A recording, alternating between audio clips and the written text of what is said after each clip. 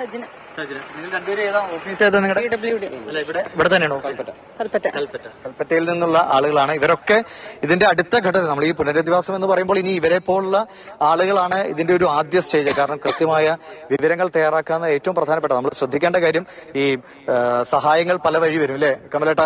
പണം നമുക്ക് പൊതുവെ പുതിയ തലമുറയ്ക്ക് ഒരു കൺസെപ്റ്റ് ഉണ്ടല്ലോ, ഈ സർക്കാർ ഉദ്യോഗസ്ഥർ എന്ന് പറഞ്ഞാൽ ഒരു ജോലി ചെയ്യാതെ ശമ്പളം മേടിക്കുന്ന, അല്ലെങ്കിൽ അവരുടെ ജോലിനെ കുറിച്ചൊക്കെ പൊതുവെ വിമർശനങ്ങൾ ഏറ്റവും. പക്ഷെ ഇങ്ങനത്തെ ദുരന്ത ഭൂമിയിൽ വരുമ്പോഴാണ് ഇവിടെയൊക്കെ നമുക്കറിയാം. ഇവിടുത്തെ വില്ലേജ് ഓഫീസർ ഞാൻ അന്ന് മുതൽ കാണുന്നതാണ്. അദ്ദേഹം ഒന്നും ഉറങ്ങിയിട്ടേ ഇല്ല എന്ന് എനിക്ക് തോന്നി. അവരൊക്കെ എല്ലാവരും ഈ സംവിധാനം പ്രവർത്തിക്കുന്നത് അവരിലൂടെയാണല്ലോ. അപ്പൊ അതൊക്കെ നമ്മൾ മനസ്സിലാക്കേണ്ടതാണ്. നമ്മൾ കാടടച്ച് വിമർശിക്കുന്നില്ല, വില്ലേജ് ഓഫീസിലൊന്നും നടക്കുന്നില്ല, അവിടെ മുഴുവൻ കള്ളന്മാരാണ്, അവിടെ പോയാൽ കൈക്കൂലി കൊടുക്കണം. പക്ഷെ ആളുകൾ ഇങ്ങനത്തെ ഒരു ദുരന്ത മുഖത്തൊക്കെ ഈ സർക്കാർ സംവിധാനങ്ങൾ പ്രവർത്തിക്കുന്നത് ഇവരിലൂടെയാണ്. ഫയർഫോഴ്സ് ആയാലും പോലീസ് ആയാലും നിരന്തരം ഈ പുറത്തു നിൽക്കുന്ന ആളുകൾക്ക് പൊതുവെ ഈ സർക്കാർ സംവിധാനത്തെ മുഴുവൻ അടച്ചു കുറ്റപ്പെടുത്തുന്ന ഒരു ഇതുണ്ട്. പക്ഷെ അത് ഈ ദുരന്ത ഭൂമിയിൽ വരുമ്പോഴാണ് ആ സംവിധാനത്തിന്റെ ഒരു പ്രാധാന്യം. അതില്ലെങ്കിൽ നമ്മൾ ഇങ്ങനൊരു സംവിധാനം ഇല്ലെങ്കിൽ ഇവിടെയൊക്കെ എന്താണ് നമ്മൾ ചെയ്യുക? അത് അങ്ങനെ പ്രവർത്തിക്കുന്നതുകൊണ്ടാണല്ലോ ഈ ദുരന്ത നിവാരണമാണെങ്കിലും പിന്നീടുള്ള നമ്മുടെ അതിജീവനാണെങ്കിലും ഒക്കെ നടക്കുന്നത്. അതിജീവനത്തിൽ ശ്രദ്ധിക്കേണ്ട ഒരു കാര്യം, പ്രേക്ഷകർക്കും അറിയാം, പല വിധത്തിൽ അല്ലെ ദുരിതാശ്വാസ ഫണ്ട് അല്ലെങ്കിൽ പല രീതിയിൽ സഹായങ്ങൾ വരുന്നുണ്ട്. പക്ഷെ ഇതിൽ ഒരു നയാ പൈസ പോലും അനർഹരിലേക്ക് പോകരുത്, അത് തെറ്റായ വഴികളിലേക്ക് പോകും. അത് ശ്രദ്ധിക്കേണ്ട കാര്യം. കാരണം 100, 150, 200 ഒക്കെ ദിവസക്കൂലിക്ക് ജോലി എടുക്കുന്നവൻ വരെ ചിലപ്പോൾ അവന്റെ ഒരു 10 രൂപ ഈ ദുരിതാശ്വാസ നിധിയിലേക്ക് ഇടാം. ആ 10 രൂപയും ഈ അർഹരായവർക്ക് കിട്ടണമെന്ന് ഉറപ്പാക്കേണ്ടത് നമ്മളിപ്പോൾ ഈ കണ്ട ഉദ്യോഗസ്ഥരാണ്. അവർ ചില വീടുകൾ എവിടെ ഉള്ളതെന്ന് പോലും അറിയില്ല.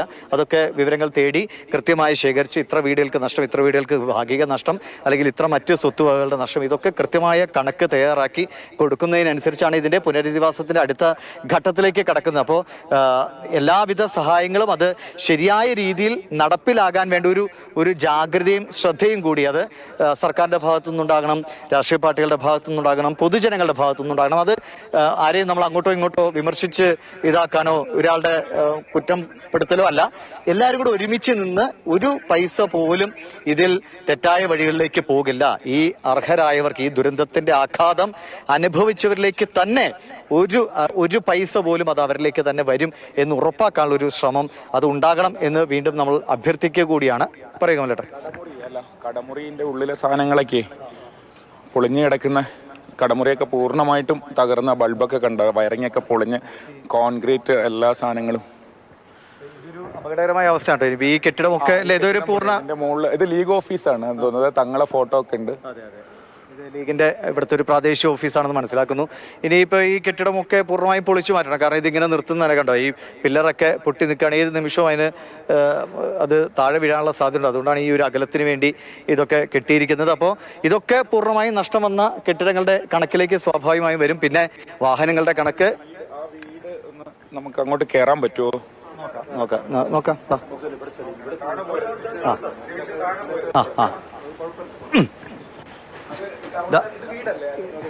ഇത് ഒരു വീടായിരുന്നേ, ഇറയം. പക്ഷെ അങ്ങോട്ടേക്ക് ചെളിയാണ്. ഇവിടെ വരെ നിൽക്കാൻ പറ്റുമെന്ന് തോന്നുന്നു, ഒരു കല്ലുള്ളതുകൊണ്ട്.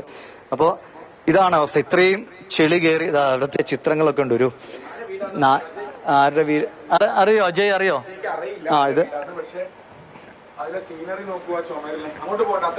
അതെ, ഇവിടെ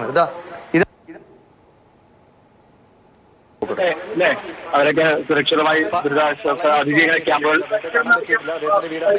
പറ്റിയിട്ടില്ല. പക്ഷെ രക്ഷപ്പെട്ടിട്ടുണ്ടാകട്ടെ അല്ലേ? അവരൊക്കെ സുരക്ഷിതമായി ദുരിതാശ്വാസ അതിജീവന ക്യാമ്പുകൾ പറ്റിയിട്ടില്ല. പക്ഷെ ഇനി ഇതൊരു താമസയോഗ്യമാക്കാൻ, കാരണം അവിടെയൊക്കെ തകർന്നുണ്ട്. ആ ഭിത്തിയൊക്കെ പോയി. ക്ലോക്ക് ഇപ്പോഴും ചലിച്ചുകൊണ്ടിരിക്കുകയാണ്. സമയം 10:30. അതെ, 10:35 അല്ലേ? കറക്റ്റ് സമയമാണ്. എല്ലാത്തിനും, ഈ ദുരന്തത്തിന് മുഴുവൻ ഇങ്ങോട്ട് നിന്നോ. കണ്ടോ, പ്രേക്ഷകർക്ക് കാണാമെന്ന് കരുതുന്നു. എല്ലാ സങ്കടങ്ങൾക്കും ആഘാതങ്ങൾക്കും ഒക്കെ സാക്ഷിയായ ഒരു ക്ലോക്കാണ്. അവിടെ ചിത്രങ്ങളുണ്ട്. ഇവിടുത്തെ എനിക്ക് തോന്നുന്നു പളനിസ്വാമിയുടെ അമ്മയുടെ ചിത്രമായിരിക്കാം ഒരുപക്ഷെ. ആ ചിത്രമൊക്കെ ഈ ദുരന്തത്തിന്റെ അവശേഷിപ്പുകളായി ഇവിടെ നിൽക്കുകയാണ്. വീടിനകം മുഴുവൻ ഇത്രയും ചെള്ളി ഇടിച്ചു കയറി. ഇത് പ്രേക്ഷകർക്കാണ്. അതെ, ഇത് നല്ല ഉയരത്തിലേക്ക്. ആ നേരത്തെ കണ്ട പ്രേക്ഷകരുടെ ഓർമ്മയിലേക്ക് അവിടെ കണ്ട ആ ചെറിയൊരു ചാലില്ലേ, ആ ചാലിൽ നിന്നൊരു അല്ലേ ആ ഫോട്ടോ കണ്ടില്ലേ, കണ്ടോ? ആ പളനിസ്വാമിയുടെ അമ്മയുടെ ചിത്രമാണെന്നാണ് ഞാൻ കരുതുന്നത്. ഇത്രയും ഉയരത്തിലേക്ക്, ഏകദേശം ഒരു 150 മീറ്റർ ഉയരത്തിലേക്ക് വെള്ളം അടിച്ചാലേ അല്ലെ ഇത്രയും ചെളിയും ഒക്കെ ഇവിടെ വന്ന് അടിയാൻ സാധ്യതയുള്ളൂ. അപ്പോ അതെ, ഇവിടെ ഇരിക്കുന്നവർ ഒന്നുകൂടി പറയുകയാണെ, നമ്മളിപ്പോ ചില കോണുകളിൽ നിന്നെങ്കിലും ആളുകൾ പറയും മുന്നറിയിപ്പ് കിട്ടിയിരുന്നില്ല, അല്ലെങ്കിൽ ആളുകൾക്ക് മാറിക്കൂടെ, ഇങ്ങനെ ഒരു കടുത്ത മഴ പെയ്യുമ്പോൾ മാറിക്കൂടെ എന്നൊക്കെ തോന്നും. പക്ഷെ ഇവിടെ താമസിക്കുന്നവർക്ക് ഇത് തോന്നണ്ടേ? കാരണം ഇത്രയും ഉയർന്ന ഒരു സ്ഥലത്തേക്ക് വ്യാസേട്ട ഒന്നത് അങ്ങോട്ട് തിരിച്ചാൽ ഇവിടെ അല്ലേ, ഈ ഭാഗത്ത് നിന്ന് കണ്ടോ. അപ്പൊ ഇത്രയും ഉയരത്തിലേക്ക് ഈ വെള്ളം ഇടിച്ചു കയറുന്ന ആരെങ്കിലും വിചാരിക്കും? അപ്പോൾ മാറാത്തവരെ നമുക്ക് ഒരിക്കലും കുറ്റപ്പെടുത്താൻ കഴിയില്ല. അവർ ഒരിക്കലും വിചാരിച്ചിട്ടില്ല, അവരുടെ വീടകങ്ങൾ സുരക്ഷിതമാണ് എന്ന് തന്നെ കരുതി ജീവിച്ച മനുഷ്യരാണ്. അതാ ആ ഇപ്പോ ദൃശ്യങ്ങളിൽ കാണുന്ന സ്ഥലം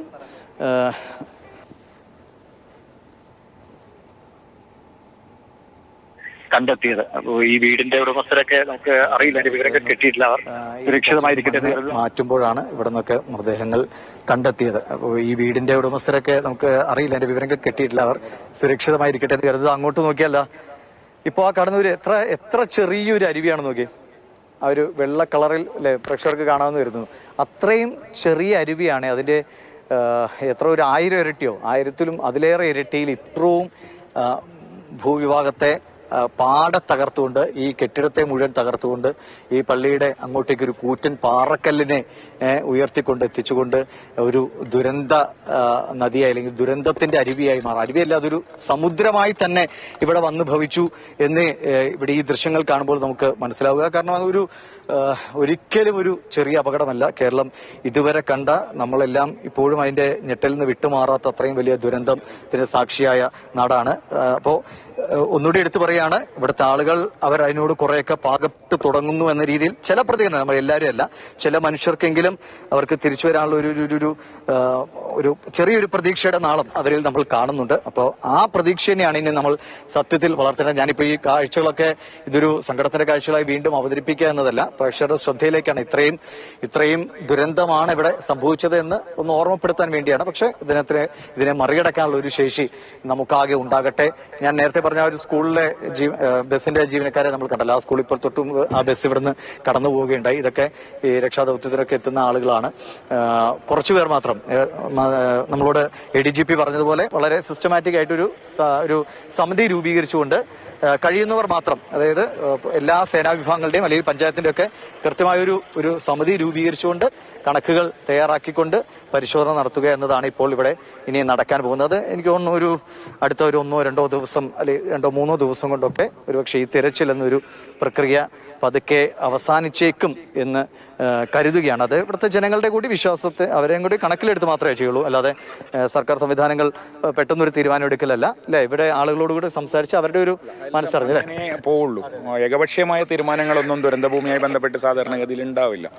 എല്ലാവരെയും ബോധ്യപ്പെടുത്തി നമ്മൾ ഈ പോകുന്ന വഴി എല്ലാവരുടെയും ശ്രദ്ധയിലേക്ക് ഒന്നുകൂടി പറയുന്നു. ഈ പോകുന്ന വഴിയാണ് വളരെ മനോഹരമായൊരു ഗ്രാമീണ വഴി. അവിടെയാണ് ഒരു ചെറിയ പാലമുണ്ട്, വഴിയാണ് അങ്ങോട്ട് ഒക്കെ പോണത്. അവിടെ നല്ല വീടുകൾ, കുറെ വീടുകൾ ഉള്ള സ്ഥലമാണ്. അങ്ങോട്ട് പോയിട്ട് ഇവിടുന്ന് എനിക്ക് അന്ന് കാറിൽ പോയതുകൊണ്ട് നടന്നു പോകുമ്പോൾ എത്ര ദൂരം ഉണ്ടെന്ന് എനിക്ക് കൃത്യമായിട്ട് ഓർമ്മയില്ല. അതിലേ അങ്ങോട്ട് പോയിട്ടാണ് എത്തുന്നത്.